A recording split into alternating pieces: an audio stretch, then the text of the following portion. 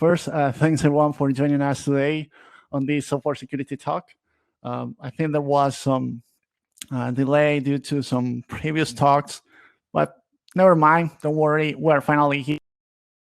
Don't get stressed out. And yeah, if we are ready to start, let me just. As I was thinking on giving some few minutes, but as this talk is being delayed a few minutes, I think it's been enough time for everyone to join this talk. So let me just start by sharing the presentation, and I think we are good to go. I heard about, let's say from the previous talks, I heard that in some cases the camera is taking too much space. So what I'm going to do is the following. So let's make this deal. I'm going to stop the camera just during the presentation, so at least you can see me right now. And then just right at the end, when we have the Q&A session, I'm going to turn this camera back on so we can kind of discuss everything, okay? So yeah, let me just disable this camera. And I think we are good to go. All right, so I just want to see maybe some comments in the chat if you can see the presentation right, if it's everything clear for you. Is the sound also good for you as well, people out there? So please just maybe drop us a message, a chat saying, hey, thanks, yes, hello, we are ready to go, and we just start. Okay. Yep. So thanks for that, Eva. Great. All right. So welcome everyone, and if you are here today, it's because you want to know, it's because you are interested in security. And I would like to start with the talk. I would like to ask you a massive question here. I would like you to think if, do you deal with security-related concerns in your daily life or job? Do you deal with that in your day-to-day case, in a day-by-day cases? Do you deal with that? I bet you do. Definitely, I bet you do. How? Well, for instance, something that we deal with security is we do have keys from our home, and you have to manage the keys and locks. Perhaps some of you have a car, so you may have to set the alarm of the car as well. Well, as many of you are developers, you have to deal with also passwords when it comes to working with applications. So you have to save your credentials. See, you also have documents. Perhaps you have really important documents, like, I don't know, when you get married, something like that. You may store them in a safe box.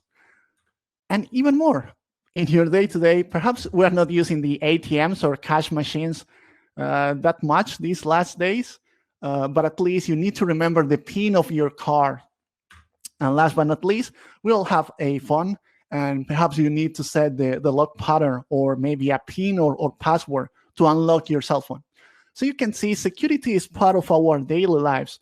And you don't hire, for instance, you don't hire a bodyguard or a security professional to close the door of your house or to secure your phone.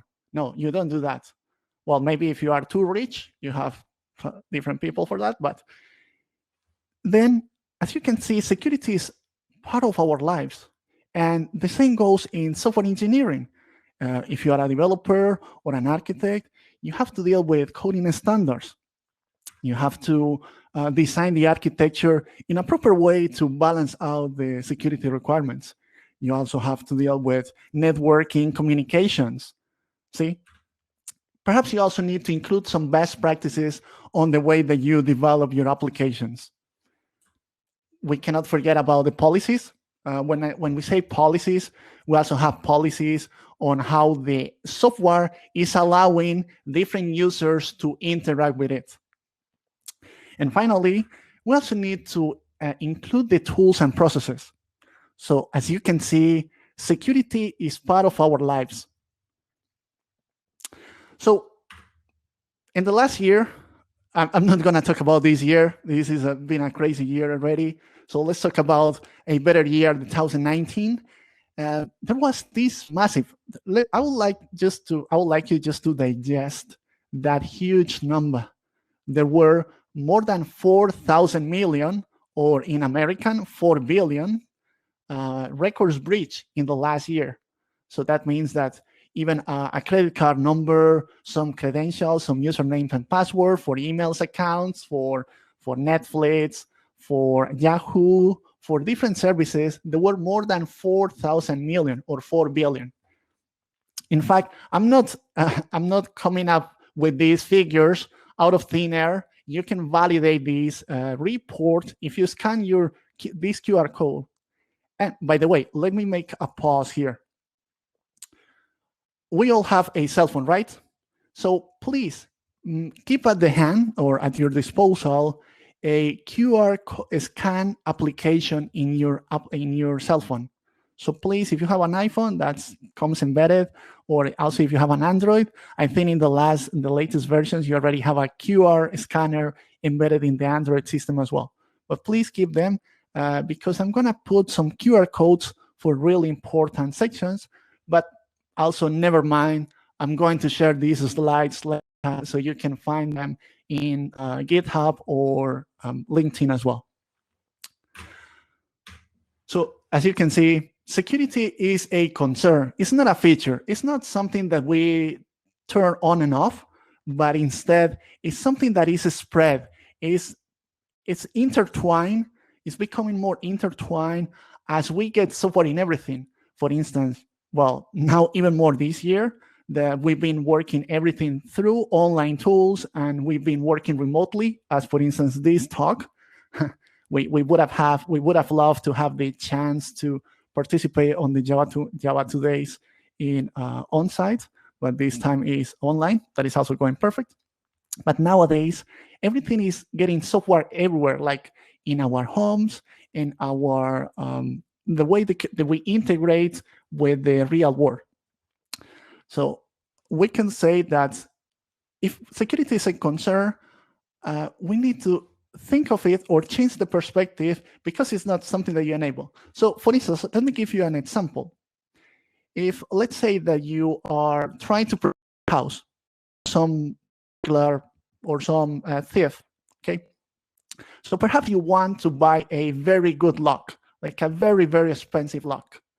But imagine that the windows or the rest of your house is really unsafe or really easy to trespass, okay, to bypass.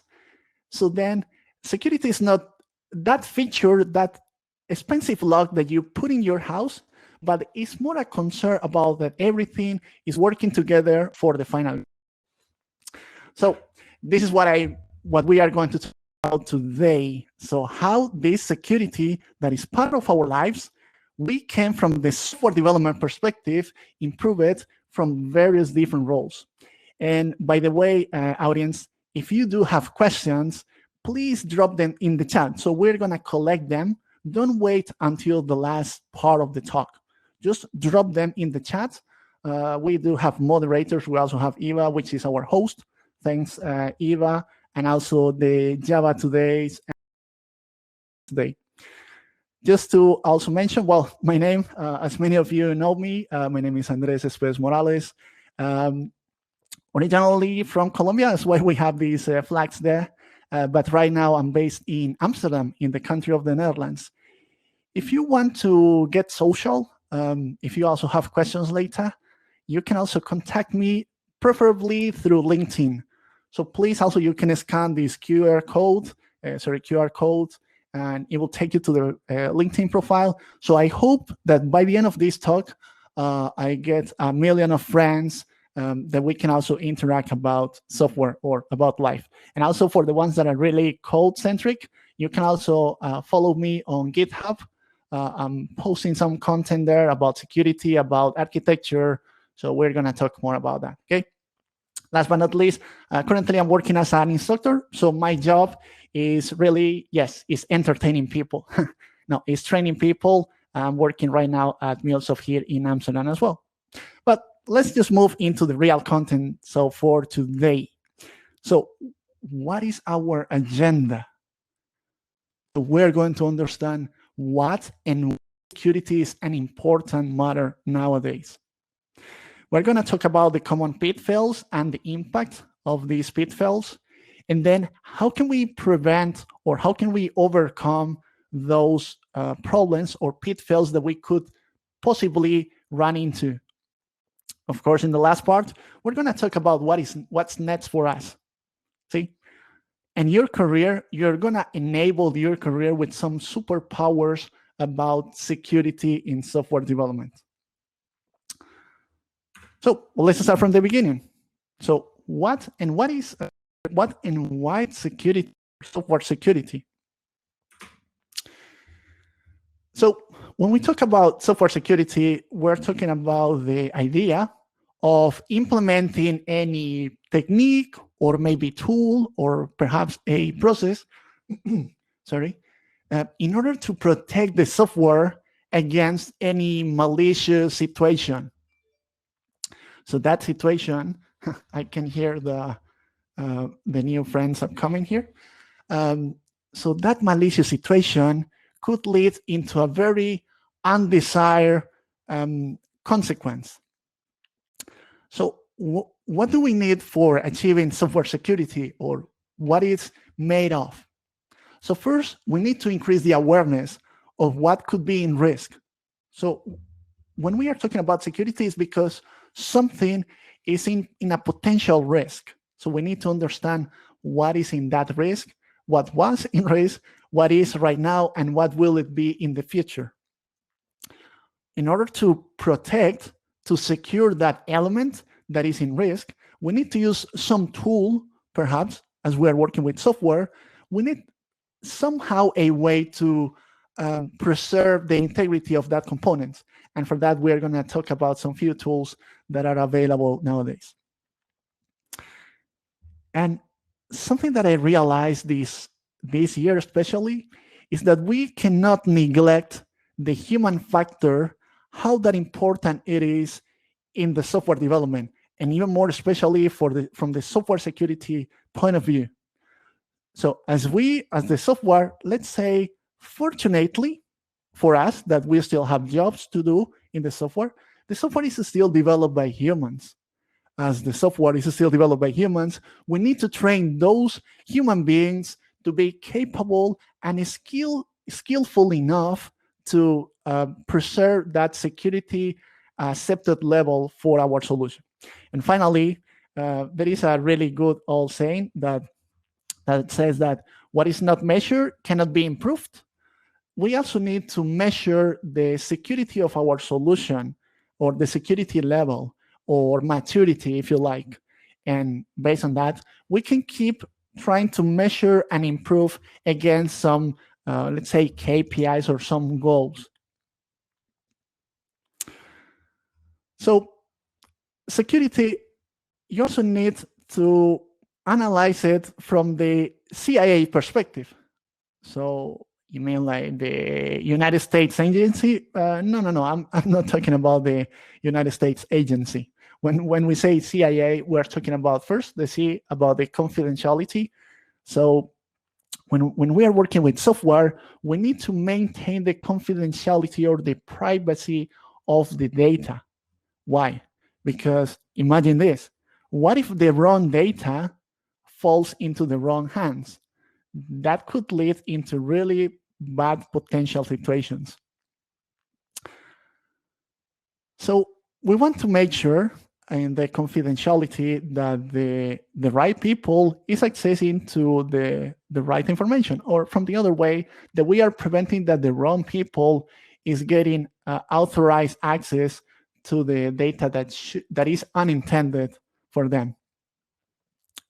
We also have integrity. And imagine this. Integrity is all about maintaining the consistency of the data. Imagine that you are working with a financial or banking application, and your financial data is compromised and is changed slightly. So you could have good luck, and your bank account statement will increase, or perhaps more probably your bank statement or account statement will decrease. Well, in fact, I'm not going to mention names due to the privacy. That's also important that we have to keep on the ethics eye. But I was working, and this is an official anecdote. Let's say some years ago, we were working for a bank. Okay, this was also like a big news in some countries, that there was a bank that in the mobile application, there was a problem of integrity, of confidentiality. And people, when they logged in through the mobile application, they were able to see the other people's bank account. And that was, imagine how risky that is. So security has really important implications. And also the final one is availability. And that is one of the points that is most targeted or attacked nowadays. Some hackers or some bad actors, they just want to bring down a system just to make it unavailable, just for the sake of having fun, quote unquote. So in today's connected world, where we have so many APIs, I make a promise myself in this talk not to mention the word microservice. So in this connected world of APIs, the chance of running into a availability problem is higher and higher. And even more with the COVID, there's been an explosion of APIs so rapid across the market. So this is one of the biggest challenges that we need to solve and that we need to solve at our companies. And what could the problems, or why we need to care about this? Okay, so that was fine. That was what is security. But again, why do we need to care about this? The reason is that humans. Yes. So humans, we are the virus. It's not that mutation of the COVID. No. This is the problem with humans, that we can slip up. We can have mistakes. And there are three major reasons for running into an issue or a security problem due to the humans. And again, see everyone, how the human factor is involved in all these software security problems. The humans can make mistakes or can create security problems due to these three reasons. The first one is that the humans are evil. That's the nature of subhumans. That reminds me of the quotes from Batman movie. Like, there are some men that they just want to watch the world burn. Yes, there are people that they just want to burn the war and just destroy everything just for the sake of doing that.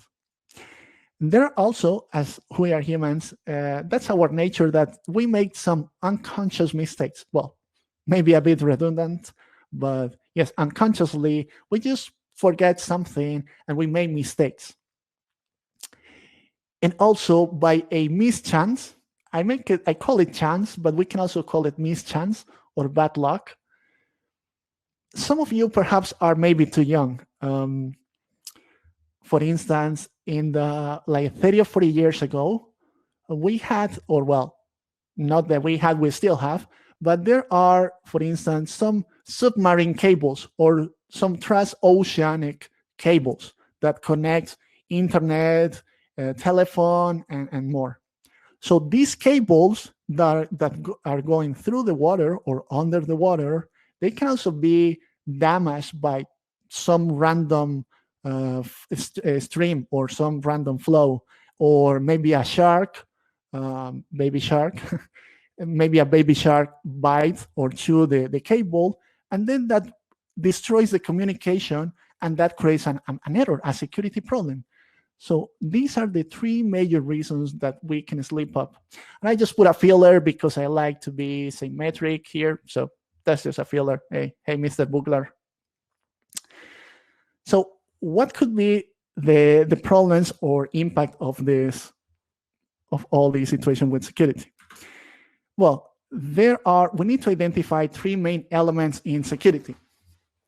We need to identify the threats. So just in simple terms, a threat is just any bad thing that could happen to your applications or to your assets. So we're going to identify what an asset is in the upcoming slide. So a threat, for instance, could be like getting some unauthorized disclosure, that someone that is unintended get access to the wrong information.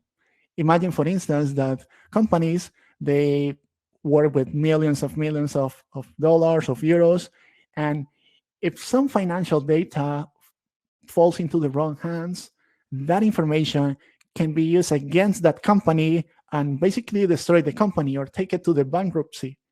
And just think about the social impact of that, the amount of layoffs that are going to happen, and so on. And the attacks is the way that we perform the action in order to achieve the threat, to make the threat happen. So for instance, an attack could be that you send an email just with some phishing link and you try to get access to some data. Or that could be that you try to some advanced networking techniques. You can backdoor the systems and gain access to some administration elements. The problem with these threats and attacks is that they can really endanger human life. They can, we're working about, or just also tell me on the chat, I cannot see it, but I'm gonna check it in a few minutes. Tell me in the chat, in which industries do you work right now? Do you work in banking industry, in the healthcare systems, in defense? And imagine the problems that could lead from those different domains. If, for instance, if we're working about nuclear control systems or military defense systems as well, financial and banking industry, that could easily lead into really catastrophic problems nowadays, right? So, sorry about that. Yeah, okay, so come on. And then we also have the assets. So we have the threats and the attacks, and we have the assets. So think about this perspective. When we are working in a system, in a software application, we have security because there is someone interested in getting access to an asset, to something. An asset in the software development could be, for instance, primarily is data. So the asset is the data about users' data, financial data, legal data. All these are assets. Also the hardware that is controlled by the software, that is also another asset. Even just the communication networks, you can think of that like an asset. So as we are dealing with all these assets, so what will happen now right after this talk is that now that you go back to your work, to your job, you're going to see your job differently. You are going to see that you are taking care of assets. That is that data, they are the equipment, the hardware that you are working with. And that those assets, we must protect them. Otherwise, there will be some implications. In fact, I have a story about computer security. And here I don't have the option to make a show of hands, but I don't know how many of you already have seen the game movie about the Alan Turing machine. So back in the Second World War, well, you know more or less about it. So we're in Europe. So there was this challenge where the Germans or the Nazis, well, let's say the Germans, they had a machine called Enigma, and they used these machines to communicate the war messages, like when are they were going to attack, at which time, to whom, how are they preparing to attack. So they were sending this critical war information using these Enigma machines. But there was a pretty smart guy, really smart guy called Alan Turing, and he came up with this machine. The photo that you're seeing right now is the the bomb. This is called the Turing machine or the bomb. And this machine was used to decrypt or to, let's say, resolve the communication encryption. So it was able to decipher the message that the Germans were sending through Enigma. So you can see that the Germans were trying to keep the confidentiality of the information by encrypting the information. And what they did, the English, so the British, they came up with this machine to overcome that security measure and decrypt the message.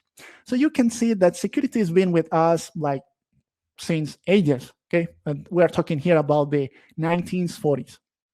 So what could be the impact? The impact of us not taking care about security could be financial. By the way, all the data that I'm presenting here is backed by some surveys. So I'm going to share those at the end of the talk. So there is some financial impact. Cybercrime in the next year is projected to have let's say, a cost about $6 trillion, which is a massive amount of money. And we can perhaps invest that money in some other areas. So there is a big challenge here as well. There are some political implications. And for instance, data could be used also to manipulate or to influence the elections. And perhaps you are already seeing this right now, that how some data, some personal data from every one of us is being used to influence people and also to control the political elections in several countries or cities. This also can have a social impact. And let me ask you something. Have you talked with some friend about something? Let's say you are talking about the new iPhone or the new computer, and then 2 minutes later, your Facebook or Instagram account is just full of marketing campaigns about that something that you talk with some friends. So already, plenty of social networks are using, let's say, geolocation data, social data as well. What do you like? What do you comment? And this is also is having a social impact on how do we behave. Also, there are some new movies about the social dilemma. There is a new movie called The Social Dilemma. Also recommended, so you can watch it. And there is also could be an environmental impact. So some equipment or some hardware or machines that are controlled by software, if they are misused, they can also have a critical impact in the environment. So machines that are controlling, for instance,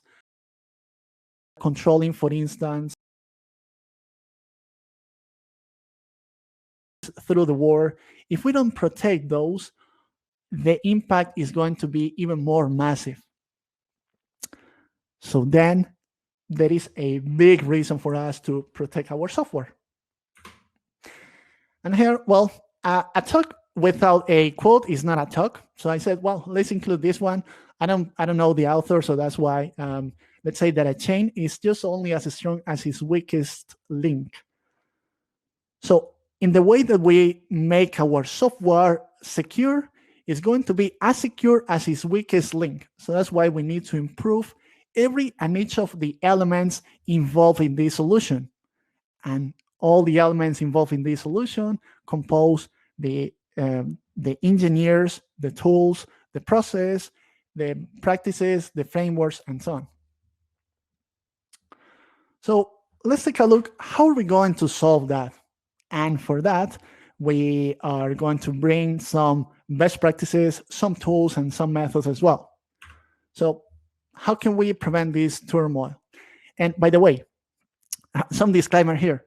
What we are just about to see is not the definite or ultimate list on how to protect your production-ready application, but it's a very good starting point. So just don't take what I'm saying right now. Even go and research, learn more about it, become an expert on cybersecurity, because this is a responsibility of every one of us. So the solution, yeah, let's take a look from different perspectives. And I would like here to, yeah, it will be perfect that we will have a show of hands. I would like to see the audience. How many of you are developers? How many of you are architects? Maybe you are a manager. You are not that technical, but you are also in this talk. Don't worry. This talk is for everyone, okay? It's not for just the developers. It's for every one of us. We have a solution per different role. So let's take a look. How can we solve those or prevent those problems that having that impact? And how can we improve the security or the maturity of our security depending on our role? Let's start by the developers. And of course, you are the ones that have the wider, let's say, range of elements to work with. And I would say the first step for every developer out there will be to take a look on the AllWASP project. So this is called the Open Web Application Security Project, called AllWASP. And this is just a group of very smart people that they came up with some, let's say, principle or standards on how to develop software. The best part of this is that these elements work regardless of your coding language. So if you are working with JavaScript or Java or C# or PHP, it doesn't matter. You can apply these AllWASP techniques regardless of your coding language. So remember that I left a homework for you. Please take your cell phones and you can start scanning these QR codes. So the first one will take you to the AllWASP website, but don't get caught up on that website. Just scan the QR code and stay with us in the talk. I'm gonna talk about this later as well. So the AllWASP includes the top 10 threats, but from two perspectives, from the web application perspective and also from the APIs perspective, because it's different. Okay, they are different APIs than a web application, because a web application has some user interface. It has a front end as well, whereas the APIs, they only have the API, perhaps the HTTP endpoint to interact through. In the AllWASP project, you will also find standards, and also this provides us or comes up with some security coding practices and some guidelines on how to code your applications. For instance, how to do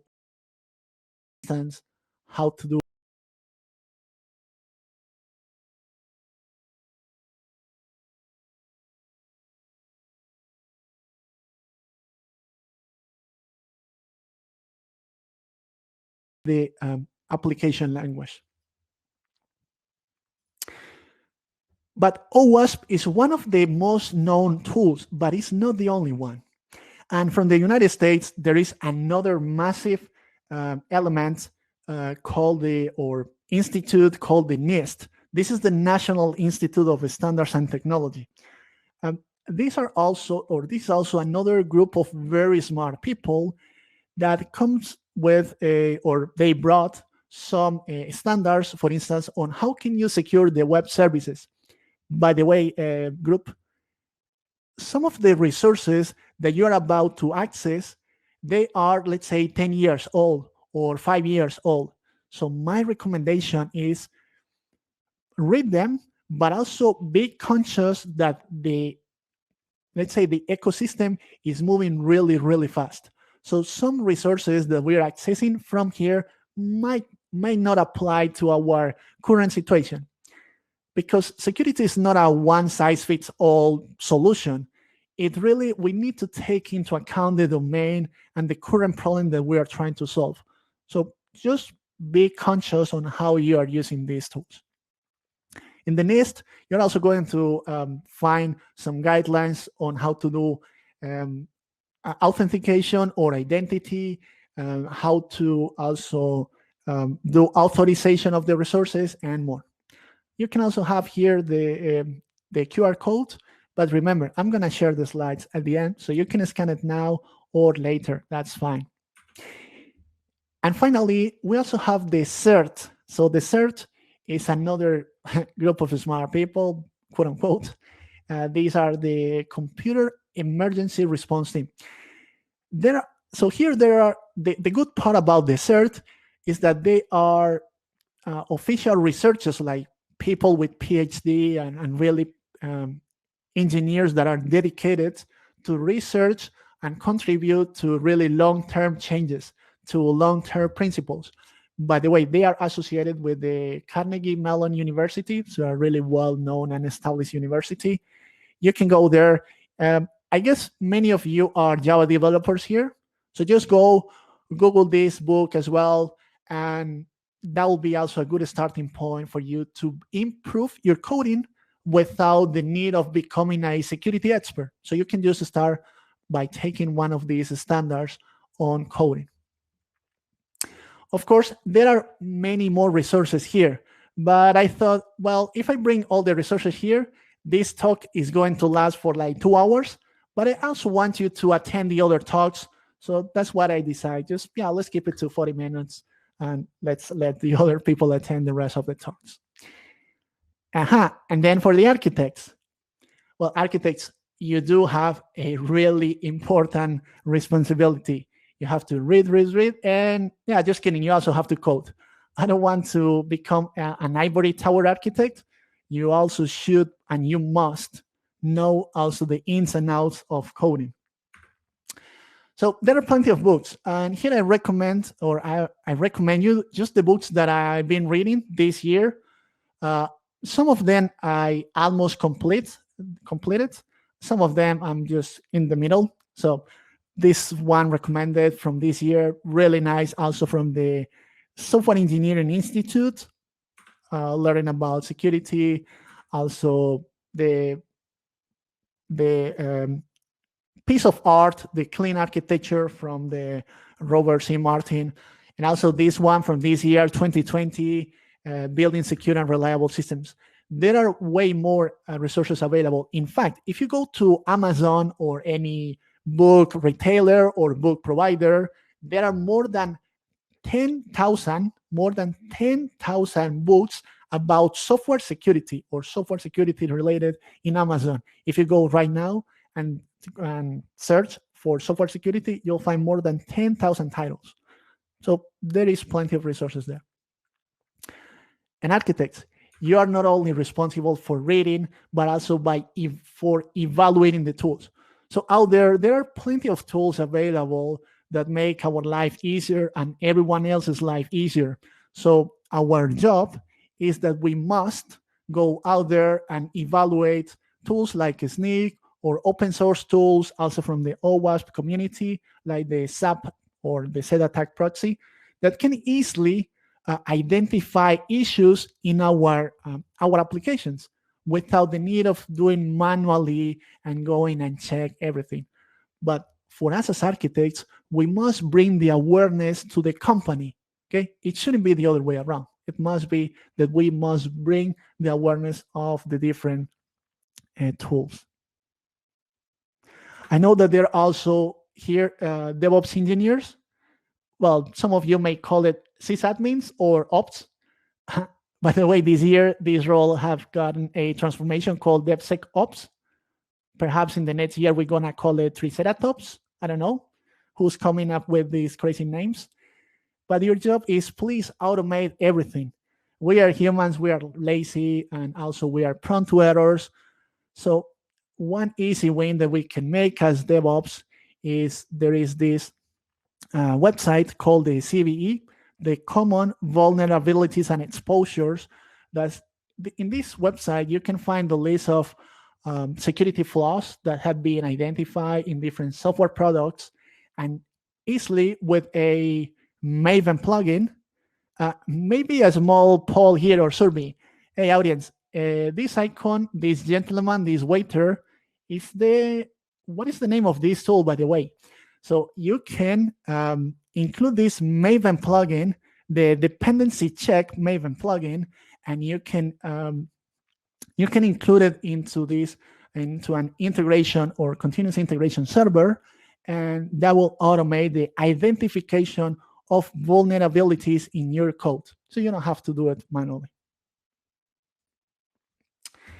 Yes, Vera, that's our good old friend Jenkins. To finalize, for the managers, please raise your hand at your home. Pretend that I'm looking at you, managers out there. You also have a job to do. And one of them is, or an easy win, is that you can also bring a framework or a way of working in your company that the NIST community also is called the NIST Cybersecurity Framework. And this is just a framework that composes some steps or practices or actions that we have to apply, or activities that we must perform in order to preserve the security of the solution. You can also find the framework if you scan these QR codes, okay? So please do scan it and go there. For the managers, also for the developers or architects, please go there and also find that, okay? The whole idea here is that we should bring people with the awareness or the skills on how to manage this cybersecurity risk, or this security risk, if you like.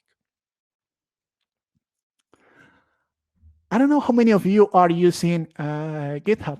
I do hope that many of you are using GitHub. So there are also plenty of repos out there with a collection of elements like this talk, more or less. Not as good as this talk, just kidding. But there are some really good repos that they have a collection of books, recommendations, talks, libraries, documents as well, on how can you increase the security of your solution. And remember, you don't have to become a security expert. Just just add your 2 cents to the solution, and that's it. There are tools even with 5,000 or 6,000 stars. So that means that they are really well-known elements out there in the GitHub community. So go check it. I didn't put a QR code here. I'm gonna let you take a rest. No more QR codes. And finally, as a human, I don't know how many of you already seen this website called HaveIFone. So just go check this, but after the talk, stay with us. You can go to this website and check if your email address has been compromised in any data breach. So let's say that you have your email address, johndoe@gmail.com, or my username @gmail.com. You put it there, and you can find in which websites your data have been breached. So someone out there have your username and password for a specific website. See, so really nice tool. And at least go there and change your passwords. Okay, but be careful. I don't want you that tomorrow you don't remember the passwords that you already said today. But hey, wait. There is more. There is just one more step. If you want to take a step further, you can also get into the hacking mindset, because what we've seen so far is only about prevention, about preventing mistakes, or protecting us from some vulnerabilities. But how can we be more offensive? You can also try to tap into some hacking books or programs, or even become a certified professional. This is all about more about hacking and understanding the offensive mode. So yes, this is what I call the offensive mode. And there are multiple ways on how you can enjoy this journey. For instance, there are programs called Bug Bounty, in which, well, imagine that you are just participating in a hackathon and you really gain money if you identify a problem or a bug in a software. There are plenty of Bug Bounty programs out there. So my recommendation, if you want to make some extra money, you can just go out there, Google Bug Bounties, and you can start with no knowledge. There will be some easy to ramp up programs that can get you up to speed and ready to jump into this mode. And also, quoting something from a well-known book, The Art of War, from Sun Tzu. In order to win to your enemy, it's more important to outthink your enemy rather than outfighting him. So if we can understand how an attacker works, see how an attacker operates, you can also defend yourself. So if you enter into this offensive mode, you can prevent many of the problems that companies faces nowadays. So it's a wrap. Time to wrap this up. So in summary, in this talk, and I would like to present just this part of percentages for this upcoming year. So companies nowadays, they have a massive shortage of cybersecurity skills. So security in general is not a well-known topic across developers or managers or architects. So we must increase and improve the awareness about security. And by the way, for the next year, there is a projected unemployment rate of 0% on cybersecurity roles. So if you tap into this field, guaranteed that you'll have a job. There are plenty of vacancies or jobs out there if you also are looking for a new challenge. And just imagine a world without any security breach. Just imagine this world without that everyone knows how to defend themselves and there are no security holes. Yeah, it's a bit daunting, isn't it? So in a nutshell, the first point is that we all own the security of the solutions. Even though there are security specialists out there, people, professionals, and so on, we also own some part of the security during the software development, regardless of our role. We can start just with taking a simple step. We can just start today. You don't have to become an expert on security. You can just start by reading a book or applying some best practices, reading some standards, applying a framework, attending a webinar. Attending this webinar is your first step. So congratulations, you already have taken the first step. We must protect the assets. We must protect the data and the resources because the consequences of the security breach or a security hole will and have a large impact in our lives. Financial loss can also destroy a company, and that will mean that we'll have layoffs and that will have ripple effects. And then the ultimate defense technique, if you want to take a step further, is go into the offensive mode. Many of the techniques that we focus on the majority of the books are more about best practices, standards, and so on. But if you join the other side, like the dark side, it's very likely that you will understand better how you can protect yourself from the other attackers. Okay. So my call to action here is please go and take one of the steps, depending on your role, and start increasing the awareness and your security skills in software development. And with that, I can only thank you all. But before we wrap this up and we call it a day, I would like to open the floor for some questions, and I will bring my camera on so that this is better. Yeah. So hello everyone.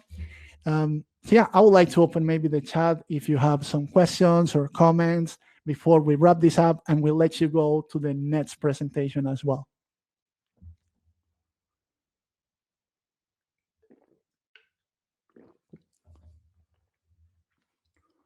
All right, so we got some questions first in the chat.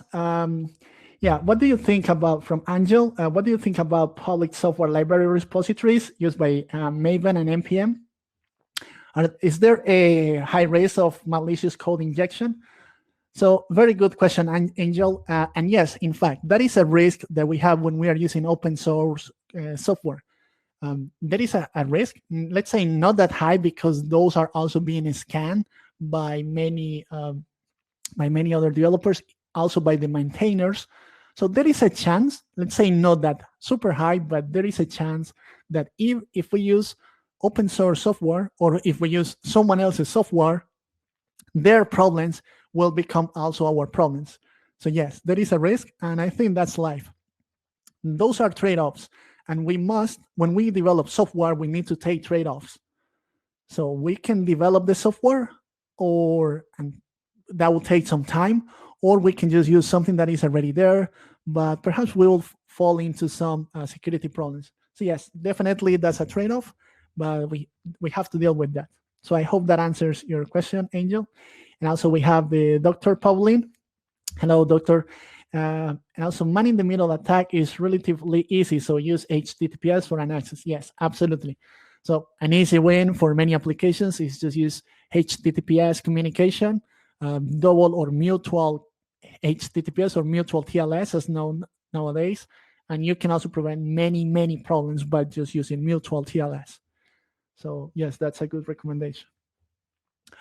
All right. Well, just before to let you go, we are just 3 minutes over the hour. If you also do have questions, please reach out to me through LinkedIn preferably, or also just follow me on GitHub. That will be perfect as well. Also like to thank SlidesGo and FreePick for the icons and for the template. That was beautiful. And well, Eva, I don't know if we have anything else. Otherwise, we can call it a day. And yeah, we have a final question here, Stephen. Any hints for things when securing APIs, both an external and internal microservices? Well, yes, that's a good question, Stephen. So how can we secure APIs even if they are external APIs or internal? So an easy way could be check the AllWASP for APIs. And there is a list of recommendations of what you should do for an internal API to apply some certain measures also for the external APIs, like rate limiting the amount of requests that they can handle, the location, the ports enabled, apply some load balancing to maintain the availability, and so on. So there are plenty of techniques. The starting point here will be AllWASP for APIs, and that is the best starting point for you, Stephen. So I hope that answered your question, of course.